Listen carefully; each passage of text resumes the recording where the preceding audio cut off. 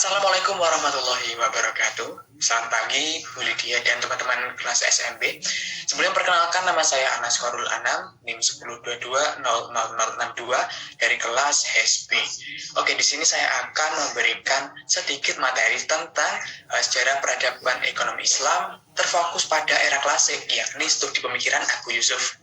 Saya mulai dengan biografi beliau. Nama lengkap beliau adalah Yaqub bin Ibrahim bin Habib Al-Ansari Al-Jalbi Al-Kufi Al-Baghdadi. Beliau dilahirkan di Kufah pada tahun 113 Hijriah atau 731 Masehi. Ulama yang bermadzhab Hanafi ini memiliki ibu yang masih bernasab dengan sahabat Nabi, yaitu Sa'ad Al-Ansari. Abu Yusuf termasuk salah seorang ulama yang hidup di era pergolakan politik antara Daulah Umayyah dengan Abbasiyah. Karir intelektualnya sangat mengesankan karena berguru dari banyak ulama terkemuka di kalangan tabi'in, pakar hadis seperti Hisham bin Urwah, ada juga Abi Ishaq, Asy-Syaibani, Sulaiman At-Taimi, Muhammad bin Ishaq bin Yasar, Yahya bin Sa'id Al-Ansari, dan Atha bin Sa'id. Abu Yusuf adalah teman dari Muhammad bin Abdurrahman bin Abi Laili, seorang mujtahid ahlu ra'yi yang berpengalaman menjadi hakim selama 33 tahun di Kufah. Ia juga menimba ilmu selama 16 atau 17 tahun. Ada beberapa riwayat yang menyampaikan 16 tahun, ada riwayat lain yang menyampaikan 17 tahun dari ulama yang masyhur dengan penggunaan ra'yunya dalam beristihad, yakni Abu Hanifah. Sehingga disinilah keilmuan Abu Yusuf dalam kajian fikih berkembang sekaligus meluruskan dan juga meneruskan perjuangan mazhab Hanafi. Pada tahun 166 Hijriah, beliau pindah ke Baghdad sehingga beliau menemui Khalifah Al-Mahdi. Beliau adalah salah satu Khalifah Bani Abbasiyah. Saat itu pula Khalifah Al-Mahdi mempercayakan kedudukan sebagai hakim di Baghdad Timur pada masa Khalifah Harun Ar-Rasyid. Ia diangkat sebagai Qadi Al-Qadud, yakni ketua para hakim pada Khalifah Abbasiyah. Setelah Abu Yusuf memiliki kekuasaan menjadi hakim, maka beliau menyebarkan mazhab Hanafi sampai beliau wafat di Baghdad pada tahun 182 Hijriah atau 798 Masehi.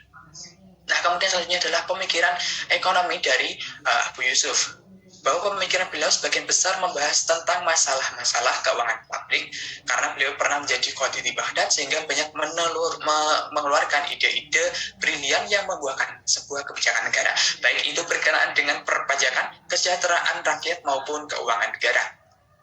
Sistem administrasi yang profesional harus dimiliki oleh institusi negara karena hal itu dapat berdampak pada pengelolaan administrasi yang dimiliki oleh suatu negara yang bersifat jujur, efektif, dan efisien.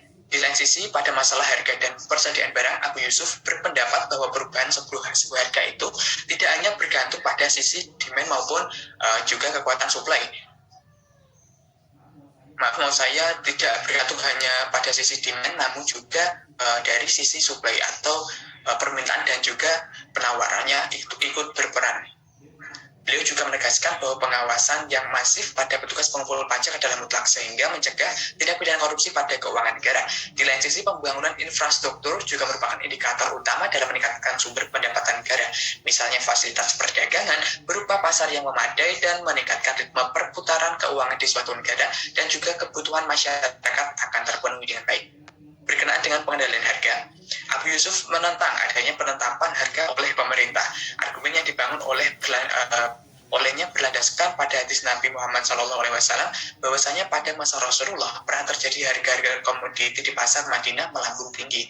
Maka pada saat itu juga para sahabat mengeluhkan kepada Rasulullah agar beliau menurunkan harga tersebut.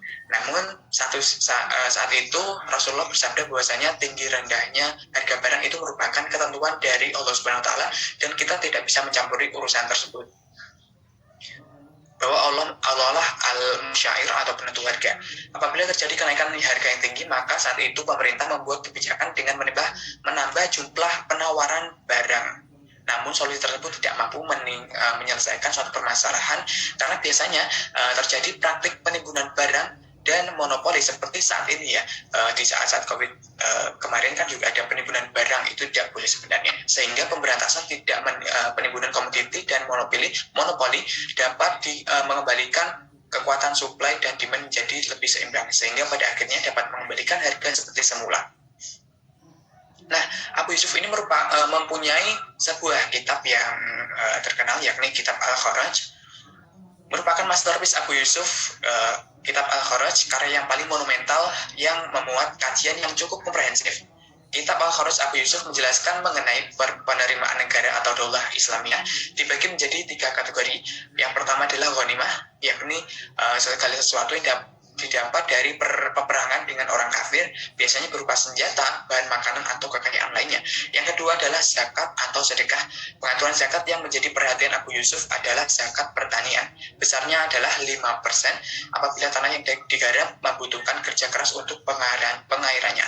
Namun apabila pengairannya tidak membutuhkan kerja keras, seperti halnya melalui air hujan, tidak membutuhkan biaya, maka zakatnya adalah 10%. Sedangkan zakat yang untuk yang lain seperti barang tambang adalah 20% dari total produksi. Yang ketiga atau yang terakhir adalah fai, atau segala sesuatu yang dikuasai oleh kaum muslimin dari orang kafir tanpa melalui peperangan. Bahkan harta yang mengikutinya meliputi kharaj atau pajak tanah, kemudian jizyah atau pajak perlindungan, dan usyur atau pajak bea cukai yang dibayarkan oleh non-muslim saat melewati daerah perbatasan. Penyusun kitab menggunakan metode yang bersumber dari Al-Quran dan hadis, kemudian dalil aqliyah atau rayu yang bertendensi pada kaidah istislah dan juga istihsan. Abu Yusuf juga memberikan masukan tentang pengelolaan dan pembelanjaan pajak, sehingga tidak hanya penjelasan tentang sistem keuangan Islam, tetapi juga membangun sistem yang realistis dan kontekstual dengan kondisi ekonomi. Kemudian kekuatan utama dari pemikiran Abu Yusuf adalah dalam permasalahan keuangan publik, terlepas dari prinsip-prinsip perpajakan tadi dan pertanggungjawaban negara Islam terhadap kesejahteraan rakyatnya. Beliau memberikan beberapa saran tentang cara-cara mendapatkan sumber pembelanjaan untuk pembangunan jangka panjang, seperti pembangunan infrastruktur, kemudian juga irigasi dan bagi pertanian. Nah, kita masuk pada perpajakan. Dalam hal penetapan pajak, Abu Yusuf telah meletakkan prinsip-prinsip yang jelas seperti kesanggupan membayar, pemberian waktu yang longgar bagi pembayar pajak, dan sentralisasi pembuatan keputusan dalam administrasi pajak. Dalam penetapan pajak ini, Abu Yusuf berpendapat bahwa negara mengambil bagian dari hasil pertanian dari para penggarap daripada menarik sewa dari lahan pertanian mereka. Dengan kata lain, ia lebih merekomendasikan penggunaan sistem mupasamah dari sistem misaha. Menurutnya cara ini lebih adil dan tampaknya akan memberikan hasil produksi yang lebih besar dengan memberikan kemudahan dalam memperluas tanah garapan. Hal ini akan meningkatkan pendapatan negara dari pajak tanah dan di sisi lain mendorong para petani untuk meningkatkan produksinya. Dalam menentukan beberapa kebijakan, Abu Yusuf tidak serta-merta membuat aturan tanpa meneliti terlebih dahulu keadaan masyarakat yang sebenarnya, seperti halnya argumen yang disampaikan oleh beliau terkait kharaj. Saya mendapat pertanyaan mengenai kharaj di Sawat dan bentuk pengumpulannya. Saya mengumpulkan pendapat orang-orang di lapangan dan mendiskusikan permasalahan tersebut bersama mereka.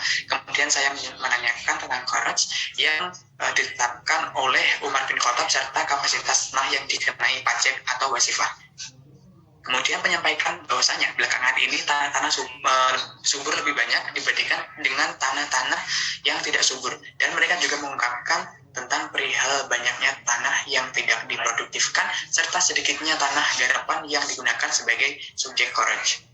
Oke, selanjutnya adalah relevansi pemikiran Abu Yusuf pada ekonomi modern. Melihat bermacam-macam bentuk persaingan yang berkembang sehingga sangat kompleks sekali. Terjadi persaingan yang terjadi dalam pasar dari berbagai macam ragam struktur pasar yang ada. Para pelaku pasar harus pintar-pintar bermain dalam pasar. Pasar persaingan sempurna adalah yang paling ideal bagi para pelaku pasar karena mereka dapat bersaing tanpa ada pemegang kendali harga-harga pasar, sehingga perputaran barang yang terjadi sangat intens sekali. Pasar yang merugikan pihak kecil adalah pasar yang dimonopoli oleh seorang atau lembaga.